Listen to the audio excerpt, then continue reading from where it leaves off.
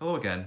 We've been carrying out a few upgrades on Otto over the winter in preparation for the spring travels that are coming up, and we're hoping to take it out to warmer climes this year, and I really figured we needed to upgrade just from a thermoelectric cool box. So I've made an investment and I've bought this Dometic CDF 18, which I'm hoping will be an excellent fit for the campervan. I'm just going to unbox it on this video and I'm going to show you where we're going to keep it on Otto.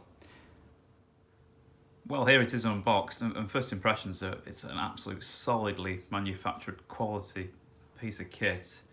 It's not light, but it's certainly carryable. It's got a good handle on it actually for carrying. Just there, quite sturdy like that. If you press this is a very positive thing to open up. That's a solid lid on there. You can have a quick look in. Quite a bit of space in there. You can fit 2 litre bottles in, apparently. There's the cable to connect it to the cigarette lighter and the instructions, which I've not got around to yet. But plenty of space there. Certainly do us for a weekend, if not a bit more. And I've been thinking, this goes down to -18. We can certainly freeze the freezer packs for the cool box that we've already got, the thermoelectric cooler, and keep that as well for extra capacity. So I think this and the cool box would actually make a really good solution for the van. That's a pretty solid lid, that's good. Just looking down here at the side. Now, unlike the other Dometic models, this hasn't got a digital thermometer on it, which is a bit of a shame, so we're a bit basic. We've just got a simple knob here which goes from cold to freeze, so there'll be a bit of guesswork going on there while we get used to it. But I'm also very impressed to see this kind of power regulator, for a better word. It says battery monitor on it, and I think you can set this so that when your battery voltage gets low, it'll automatically cut out and therefore not drain your battery to the point where the vehicle won't start. So far so good. I might give it a little test run in the house to see how it gets on in the first instance, and then we'll get it out in the van. So, time for the road test in the house. Just going to do a really simple test to see how long it takes to get down to temperature, and indeed try and work out how noisy this thing is. So, simple test is this. I'm going to pop a cheap fridge thermometer in the bottom of there, which is meant to be the coldest part. A bottle of good cider. Other brands are available. Let's pop the lid down.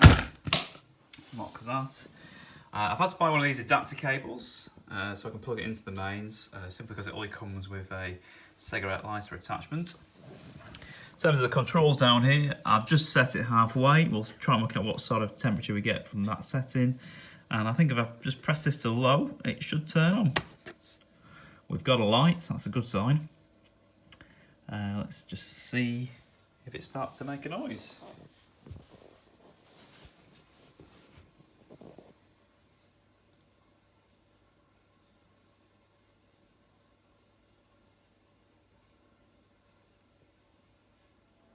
Well, it did take a minute or two to actually kick in, but it's now cooling because it's making a fan type noise, which I guess is a good thing. I don't know if you can hear it on the video, but it's reassuringly quiet actually. I'm just going to leave this for an hour or so and see what sort of temperatures we're achieving inside. Okay, it's been about an hour. And, oh, it's cold. The thermometer's saying it's actually below freezing, so we've got a nice chill bottle of cider. Let's get this out to the van. And here it is in place in the van.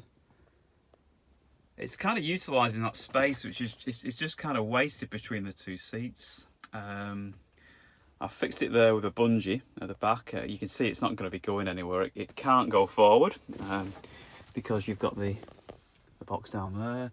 It can't come up because you've got the two arms, and I've got a bungee on the back to stop it from coming out this way. It doesn't jut out too much either, which is fab.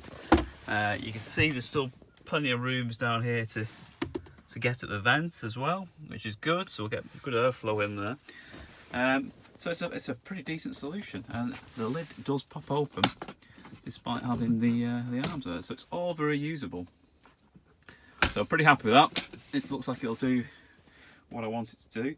The other advantage, of course, of having it there is that when you're driving, you can use the old cigarette lighter down the front, which is in there, And then when you park up, you can plug it in and we'll run it into the mains at the campsite just there. It's also a pretty decent match for the kitchen. So all in all, looking pretty neat, a big improvement. Thanks for watching.